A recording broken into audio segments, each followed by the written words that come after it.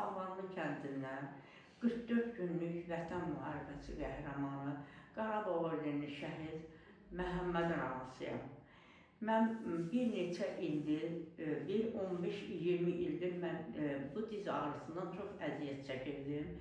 Mən eşitdim ki, Beyləqan rayonunun Yorşan klinikasının baş həkimi Xoşbəxt xanım var. Gəldim Xoşbəxt xanımın yanına.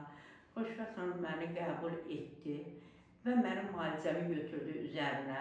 Çox sağ olsun, minnətdaram ona. Mən indi rahat, yəni 15 ilin, 20 ilin ağrısını tam rahat demirəm, amma çox rahat gəzirəm. Allah qoysa sabah da bir iynəm var, vuracaq onu.